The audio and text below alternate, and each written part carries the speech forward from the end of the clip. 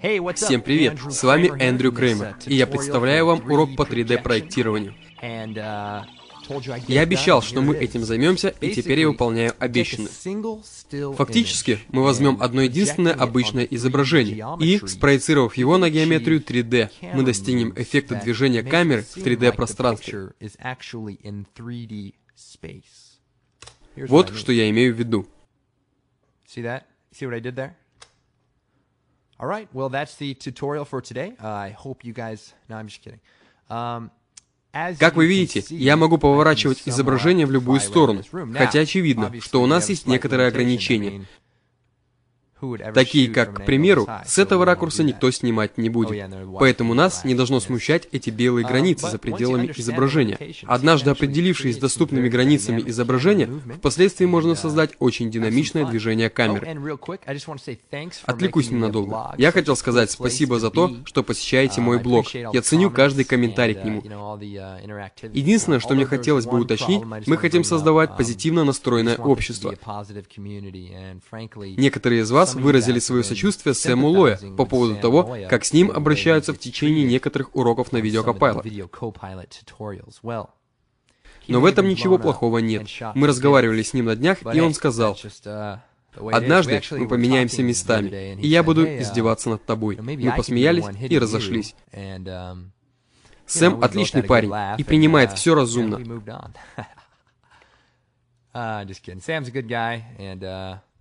He takes everything head on, you know. Head on into the wall, head on into my fist. Yes.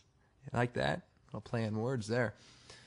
All right, so back to it. 3D projection. Но вернемся к нашему 3D-проектированию. Возьмем изображение стены.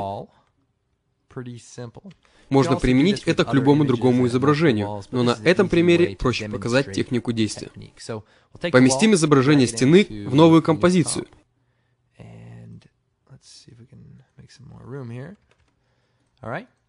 И создадим новую камеру. Для этого изображения мы, как обычно, также выставляем пресет на 35 мм.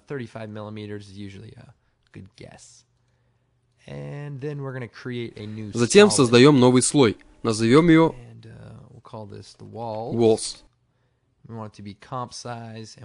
Сделаем ее полностью белой. Далее дублируем слой Walls и продублируем его столько раз, сколько понадобится, чтобы завершить форму изображения. В нашем случае достаточно 2 раз. В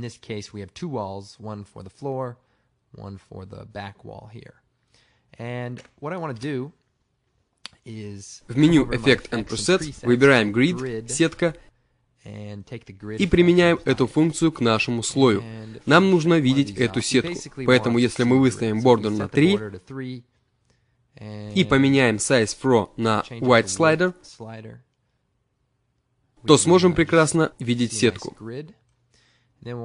Затем копируем Grid во второй слой, Wall, и переключаем оба эти слоя в 3D режим.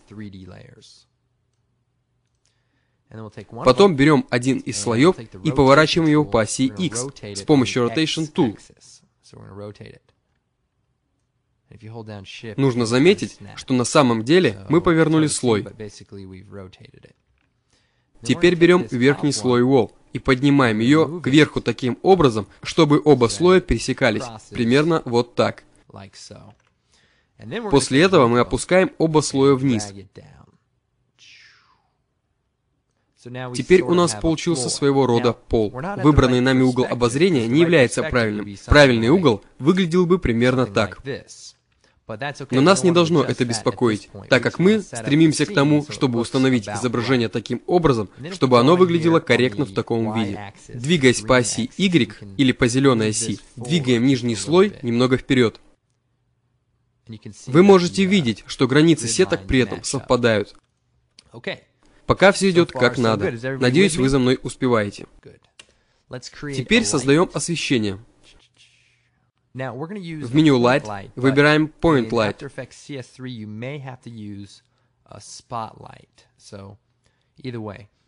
Переключаем эффект Cast Shadow и выставляем Shadow Darkness на 100%.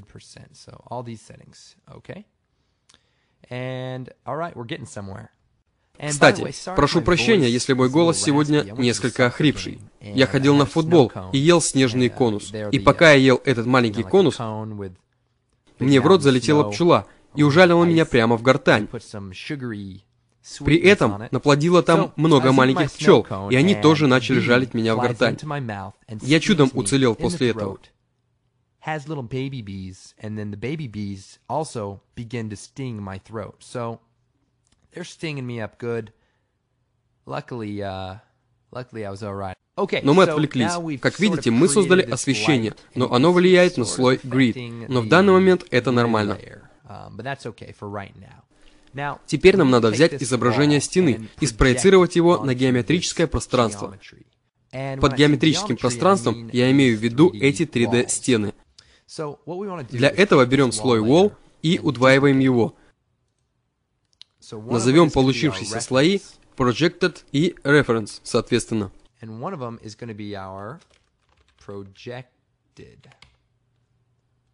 Otherwise known as the image that we're going to project onto the geometry. So what we'll do is затем переключаем слой Projected в 3D режим и немного уменьшаем его масштаб. Затем выбираем функцию Position для камеры и ту же функцию для Projected и для освещения. После чего копируем Position камеры и вставляем ее в слой освещения и слой Projected. Теперь с помощью функции Top View у камеры посмотрим, что получилось. Мы видим, что все три слоя находятся вот тут, друг над другом.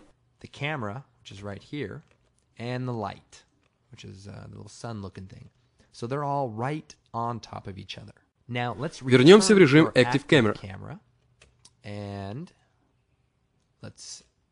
и перейдем к следующему шагу. Слой Projected сейчас находится под камерой, поэтому мы вновь возвращаемся к функции Top View и продвигаем его вперед так, чтобы нам было его видно, так как пока он находится под камерой, и мы не можем его видеть. Опять возвращаемся в режим Active Camera. И видим, что теперь этот слой находится прямо перед объективом камеры. Немного уменьшим его масштаб. Удерживая Shift, мы можем взять все слои и подогнать их по размеру в композиционной основе.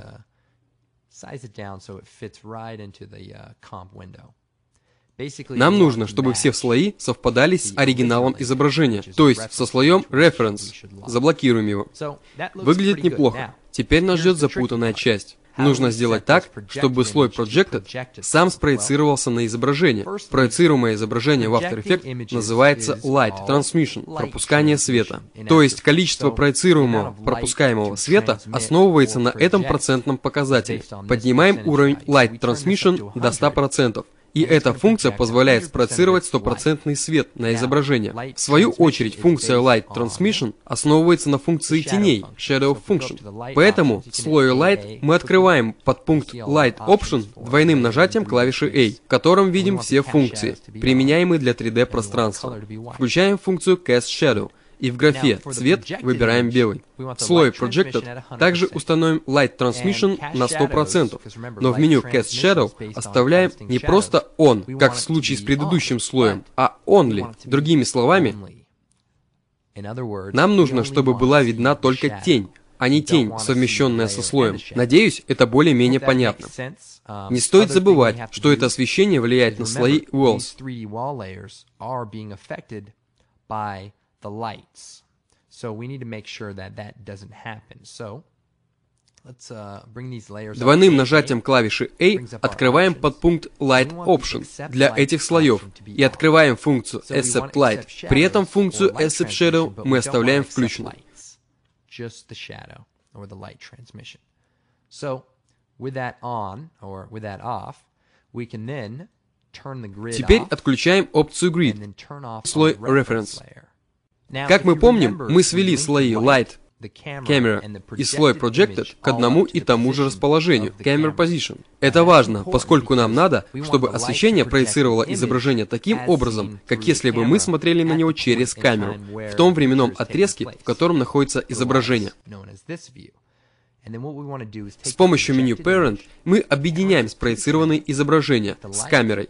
С помощью той же функции объединяем слой Light с камерой, и теперь мы будем перемещать камеру. Будет меняться угол обзора. Но спроецированное изображение останется закрепленным перед камерой. То есть то, что было спроецировано, не изменилось. Теперь, если мы подключим опцию Grid и слой Reference,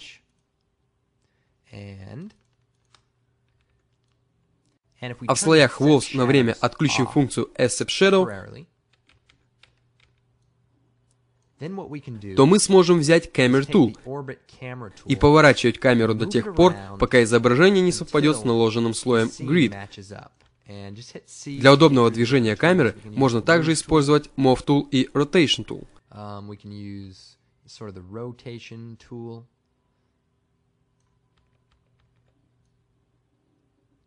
В сущности, нам нужно подвинуть слой Grid как можно ближе к изображению. Поэтому, если у нас есть для этого какие-то инструменты, вы можете ими воспользоваться.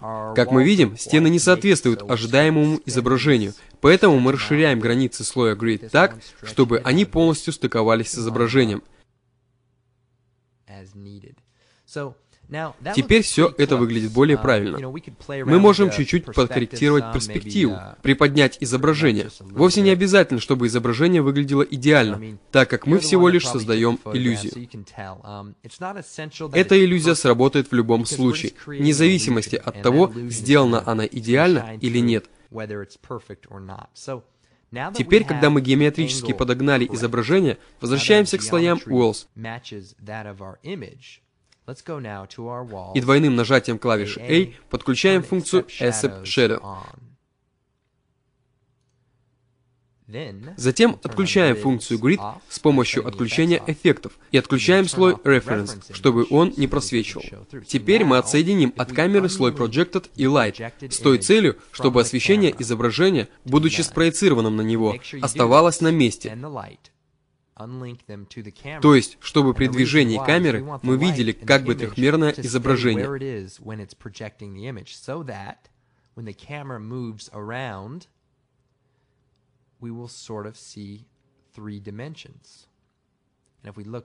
В то же время, если мы поместим камеру за изображение, мы увидим, что слой освещения и стены проецируют себя на создание нами 3D-структуры. Таким образом, мы можем приблизить камеру и совершать ею всяческие движения. Но дойдя до этого момента, я осознал, что кое-что было ужасно неправильно. Мы добавили теней. After Effects использует для этого так называемый Shadow Matte, который фактически является внутренним вычислением 3D-проекции. И выяснили, что проблема заключается в файле с изображением, так как у самого изображения значительно больше данных, чем у созданной тени. Тень содержит в себе только серые и черные цвета. Ее нельзя назвать несфокусированной, так как она лишена деталей. И в этом заключается проблема. Эта проблема сохраняется даже в том случае, если мы будем использовать изображение с высоким расширением. Но я нашел выход. В меню Composition Settings выбираем Advanced, Options. И выставляем Shadow Map Resolution на 4000.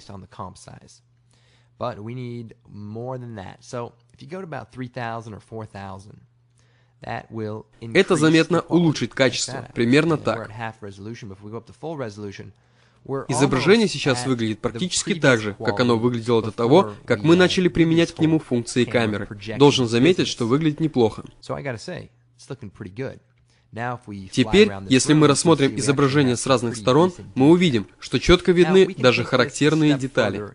Мы можем пойти еще дальше и создать несколько вариантов, применимых к слою Walls. К примеру, мы можем с помощью Mask Tool выделить определенную часть стены.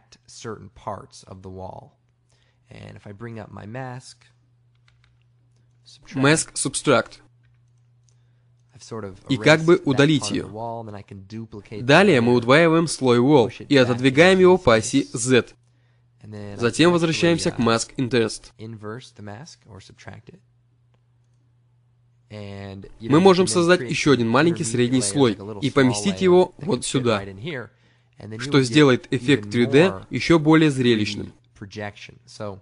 Для начала можно пододвинуть этот слой под дверь и сделать еще один небольшой слой, который подошел бы сюда. В общем, вы уловили основную идею. Чем больше слоев, тем лучше. Я мог бы сделать отдельный слой для огнетушителя и еще десятки слоев для прочих вещей.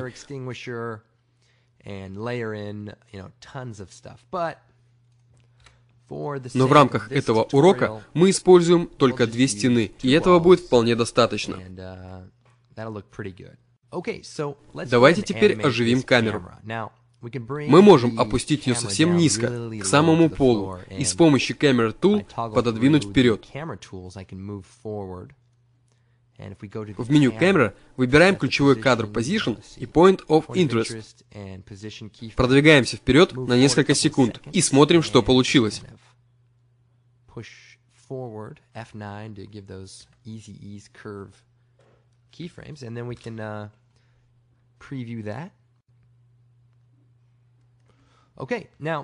Причина того, что все это вместе выглядит больше, чем просто приближение статического кадра. Предметы, которые вы видите с близкого расстояния, неминуемо выглядят больше. Примерно то же самое будет, если вы поднесете ладонь к глазам. Она будет выглядеть гигантской.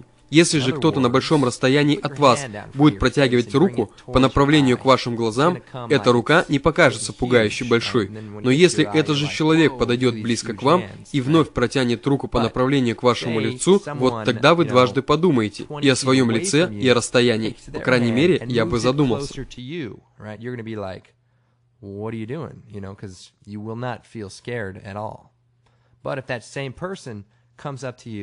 And punches you in the face, you're going to think twice about, distance and your face. I would. Чтобы задать более динамический угол или сделать камеру более подвижной, мы можем пододвинуть камеру вперед. Затем с помощью Camera Option изменить зум примерно до 500 пикселей. Тут нужно быть осторожным, так как в противном случае вы разоблачите те участки изображения, которые вам бы не хотелось разоблачать. Затем, если мы установим ключевые кадры для Position и Point of Interest и передвинем вперед, то при приближении задний фон будет двигаться медленнее, в то время как передний план будет двигаться быстрее. Давайте посмотрим, как это выглядит.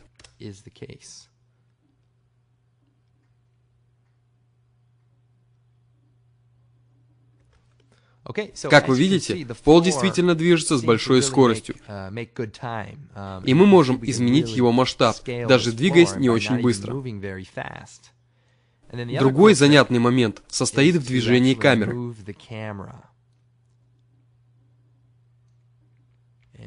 Тут надо быть осторожным, чтобы не выходить за рамки изображения, так как мы, безусловно, им ограничены.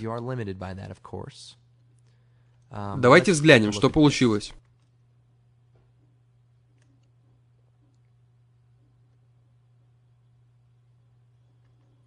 Ну вот и все на этот раз. Надеюсь, этот урок вам пригодится, так как есть масса вариантов, как вы сможете его использовать. Добавив свои идеи, подвижные кадры, изображения мест, которые даже не существуют в реальности, и так далее. Уверен, вы придумаете, как все это применить.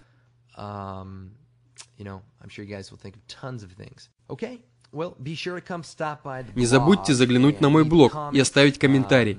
Обновление там ожидается каждый день. Также не проходите мимо нашего магазина. Там вы найдете множество отличных DVD-дисков, которые могут быть вам полезны. Если уж эти бесплатные уроки вам нравятся, то можете себе представить, насколько хороши платные. Ну вот и все. Меня зовут Эндрю Кремер, и это сайт videocopilot.net. Всем пока.